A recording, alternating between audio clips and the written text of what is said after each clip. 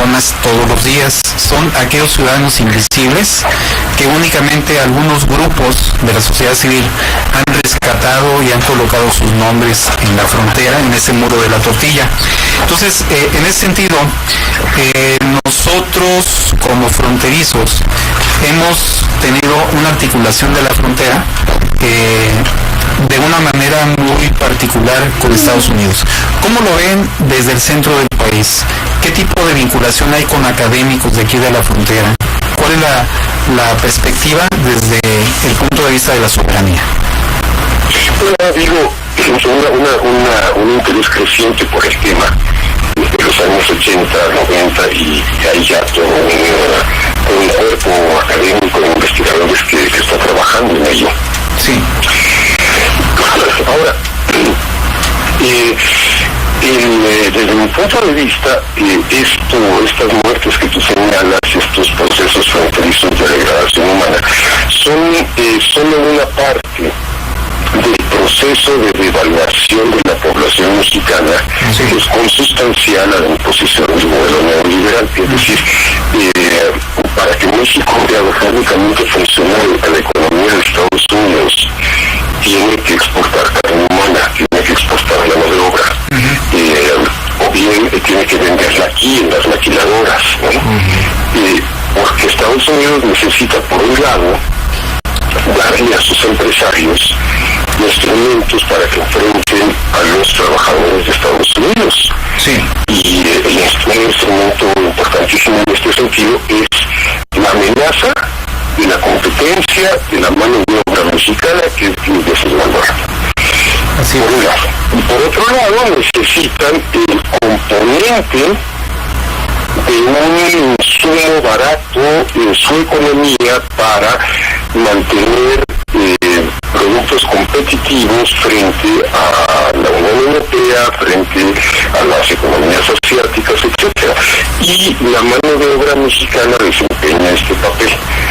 Por eso, la política económica de México ha sido orientada a devaluar a la población para que pueda ser vendida más barato en los mercados de carne humana internacionales.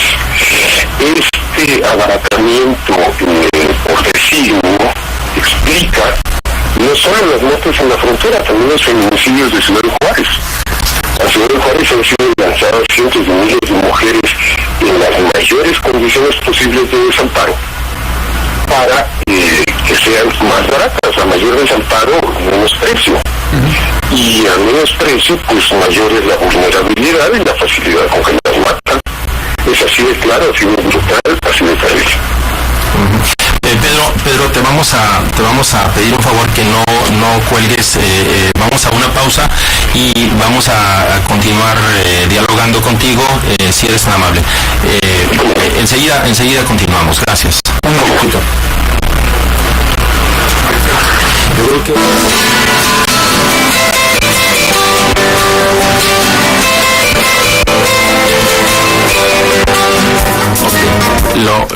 Lo importante, bueno... Pues estamos ya de regreso, Pedro, mi querido Pedro, agradeciendo enormemente tu participación y esperando que no sea la última vez, sino muchas por venir.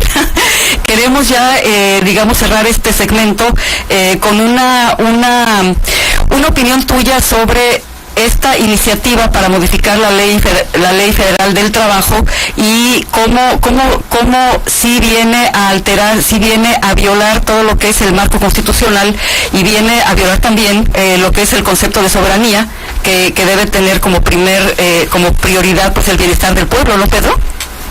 Claro, mira, lo que está en el tapete es una iniciativa de reformas legales para suprimir, reducir, minimizar derechos y garantías laborales, con el propósito de librar toda la relación entre empleados y empleadores a la lógica del mercado.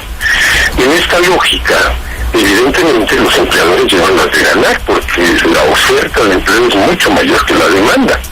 Y ellos lo han organizado así para mantener bajo la remuneración del trabajador. Sí.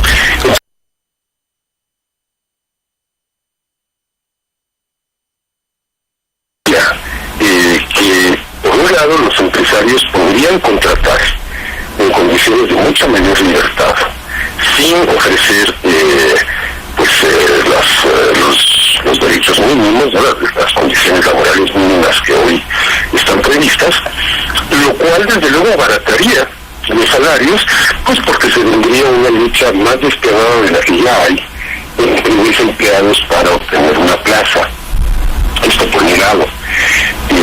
Por otro lado, al gobierno le permitiría reducir las cifras de desempleo, que aún las oficiales son escandalosas, aunque son mentira, ¿no? Es decir, el desempleo en México no es del 4.9, como dice el gobierno, esto es falso. El desempleo anda en el triple, en el 12, en el 13, ¿no? Como lo ha demostrado un estudio del Centro de Estudios Multidisciplinarios de la UNAM. Entonces, los empleadores pagarían menos salarios, porque habría más competencia por las tasas.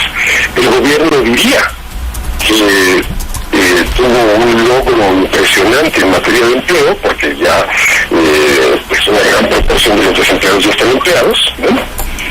Y los trabajadores por su parte se verían sometidos a situaciones aún más miserables de las que ya hay de facto en materia laboral y a remuneraciones aún más bajas. Es decir, la ley tal como está se viola todos los días. La Ley Federal del Trabajo, el artículo 123 de la Constitución, son letra muerta. Este es un régimen ilegal. No solo en ese aspecto, pero en ese aspecto es particularmente crudo, que es un régimen anticonstitucional e ilegal. Pero con la aprobación de estas reformas que ellos pretenden en nombre de la competitividad, de la productividad, de la rentabilidad y de todos estos inventos, los pepijosos neoliberales educados en las universidades de Estados Unidos, como decía el compañero Alex.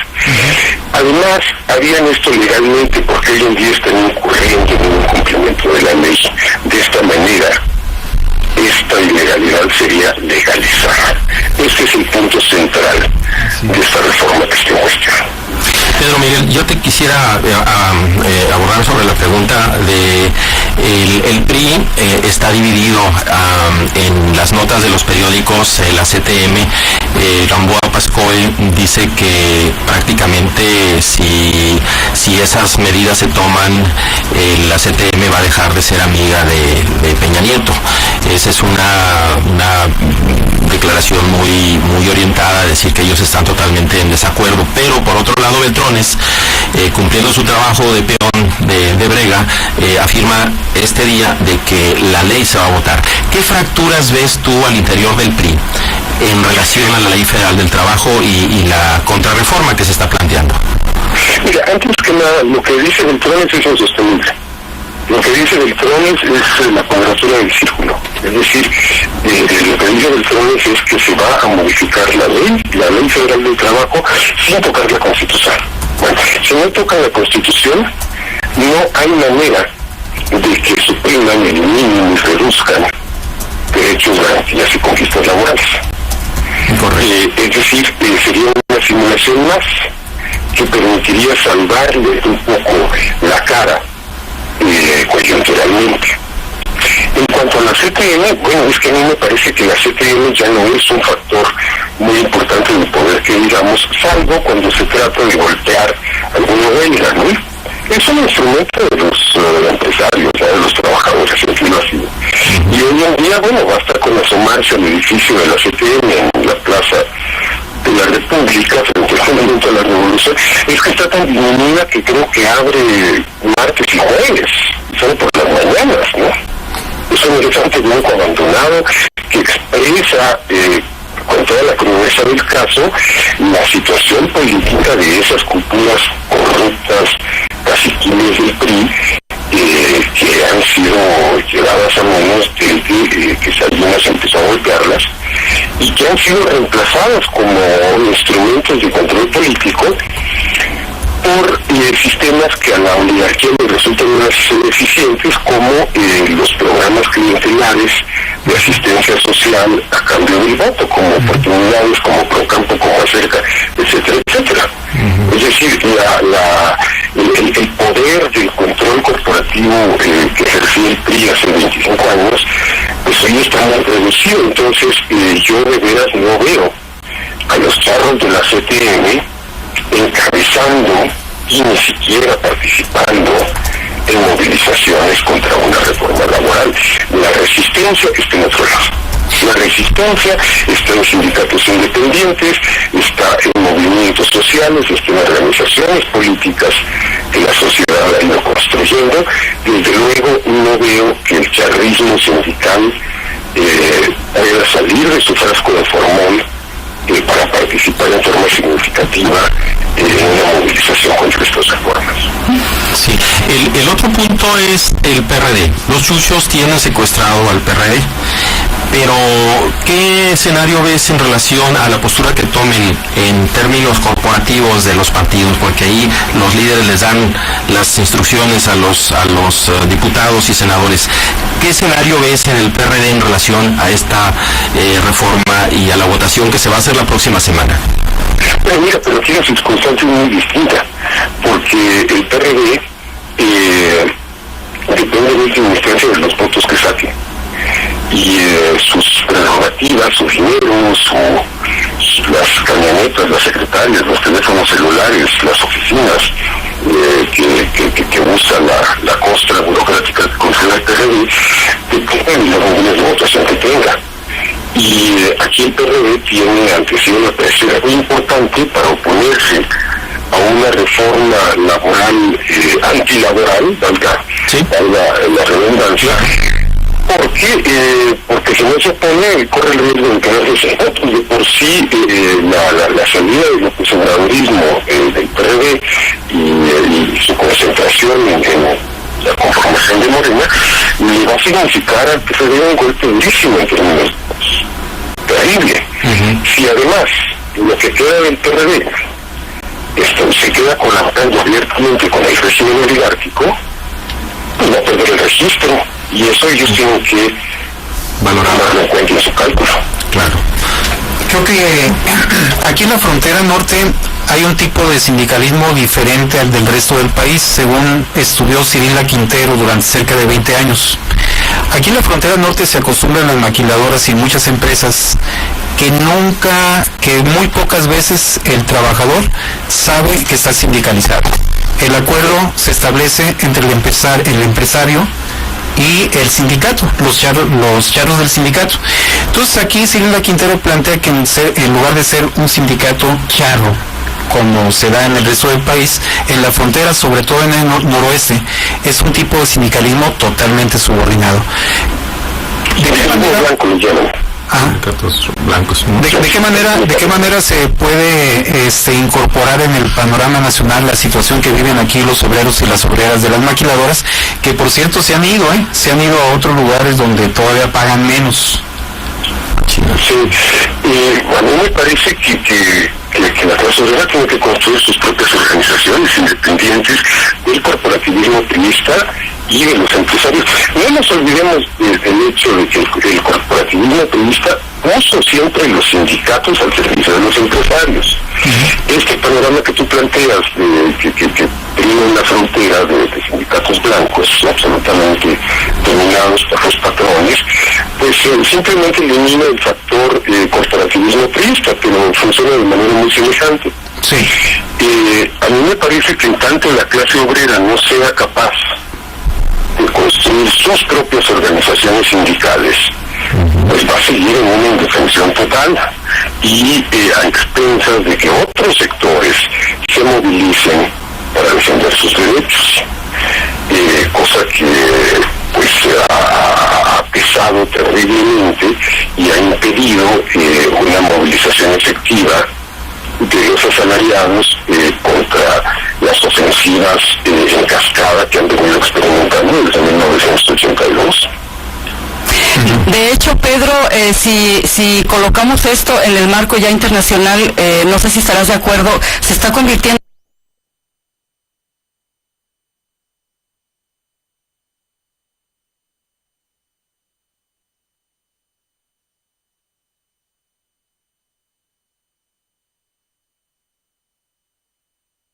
En este sentido, mira, creo que ha habido una gran lentitud y hay una gran incapacidad de las clases obreras por entender este fenómeno y por empezar a concebir formas transnacionales de organización, ¿no?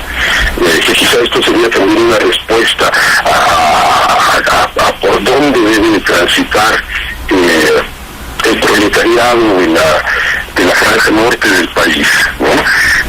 Habida cuenta que bueno, ahora las reglas de la transnacionalización económica le sirven al capital, pero son devastadoras para los trabajadores, ¿no?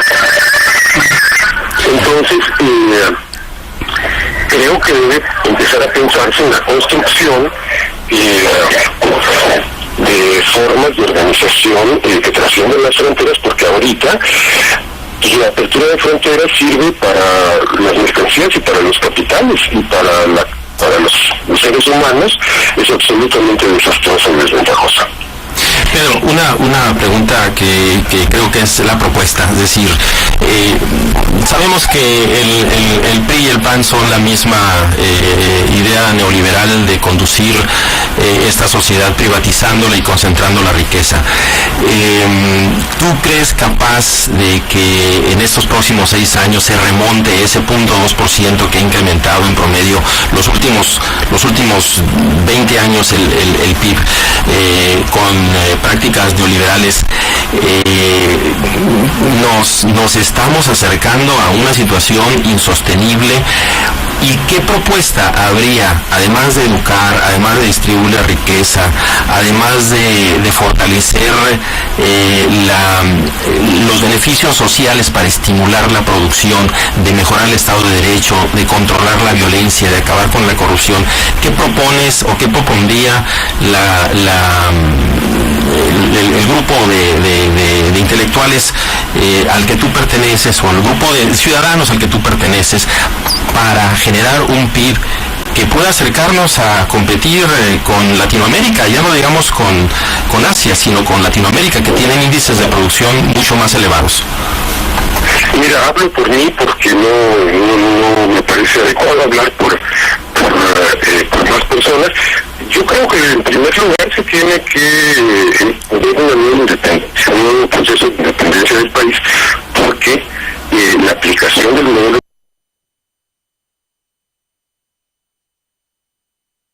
económico neoliberal en México está hecha para beneficiar, antes que nada, los intereses transnacionales. Así no puede haber desarrollo jamás. Así es. El saqueo bancario, minero, energético, etcétera, que han sido determinadas, nunca vamos a superar el estancamiento económico. De manera, cuando los bancos españoles están subsidiando a sus matrices con las utilidades que tienen en México, porque cobran en México los servicios en precios que son 500 veces superiores a los precios españoles, por darte un ejemplo. Sí. Así jamás, Y nunca vamos a tener índices de desarrollo cuando las mineras canadienses implantan aquí condiciones laborales del medioevo que son absolutamente inconcebibles en Canadá. ¿Cómo vamos a desarrollar a la población de esa manera? ¿Cómo vamos a desarrollar al país cuando Pemex, cuando el Calderonato está chiqui, con que Pemex no tiene dinero para desarrollarse, y el dinero que hay se lo entregan a unas empresas gallegas que están en quiebra para que hagan hoteles marítimos? Es decir, el modelo de saqueo no puede persistir. Entonces tenemos que pensar en una nueva independencia política, antes que nada, para avanzar a una independencia económica y al establecimiento de términos que garanticen un desarrollo económico que es el que necesita la población de México. Pero Andrea te quiere hacer una pregunta. Adelante. Gracias, Héctor. Sí, pero mi pregunta va en relación a la reforma antilaboral de la que hemos estado hablando anteriormente, porque, bueno, sí, ¿no? Va a ser un golpe importante a los intereses del pueblo, ¿no? De los trabajadores, pero también me interesa saber qué es lo que piensas, porque creo que se necesita repensar o redefinir estas consecuencias que va a tener esta reforma a la ley del trabajo, ¿no? Que no son solamente económicas, sino que van a atentar también en otros ámbitos culturales, ¿no? Mi ejemplo más concreto podría ser que hay mucha discriminación cuando uno aplica para un trabajo, ¿no? Uno entrega una solicitud de empleo y le preguntan de todo, ¿no? Y más, mi preocupación es como mujer, entendiendo que Tijuana la fuerza laboral es mayormente mujeres, ¿no? Entonces, en ese sentido, a las mujeres cuando van a pedir trabajo, se les pide que no estén embarazadas, ¿no? Y esta ley federal del trabajo, esta reforma que propone Calderón, pues va a dar pie también a estas discriminaciones, ¿no? Estas discriminaciones muy fuertes que se dan por género, por etnia, por clase social. Entonces quiero saber qué es lo que piensas tú acerca de esto y si también se está pensando desde este eje, ¿no? Mira, lo que yo decía hace rato es que esta reforma está orientada a incrementar la competencia entre los desempleados para la obtención de un trabajo. Y en esa competencia, en la lógica del mercado, que es la lógica de la ley de la jungla, los más débiles, los más desamparados, serán los más perjudicados y serán los que menos trabajo consigan, los que menos salario consigan, los que menos prestaciones consigan. Así de claro. Y entonces si eres mujer, si eres indio, si eres discapacitado, si eres gay, si eres... si estás en cualquier situación de vulnerabilidad social, te va a ir peor. Te va a ir peor porque vas a tener que competir en condiciones atroces, en condiciones de barbarie, con miles de personas por un trabajo.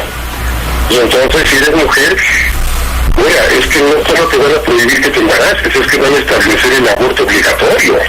Es decir, es que si de por sí las circunstancias imponen una discriminación terrible, va a ser mucho peor si se aprueba esta ley laboral.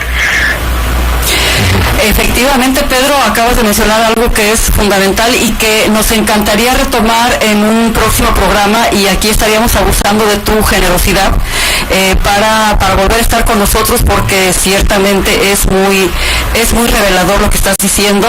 Estás tocando aspectos que no habíamos nosotros discutido, y pues quiero reiterarte nuestra invitación y sobre todo reiterarte nuestra gratitud, Pedro, por haber apadrinado este programa. Mil gracias, recibe un abrazo enorme y estamos en comunicación. Gracias para ustedes, Patricia, y estaremos en contacto muy pronto.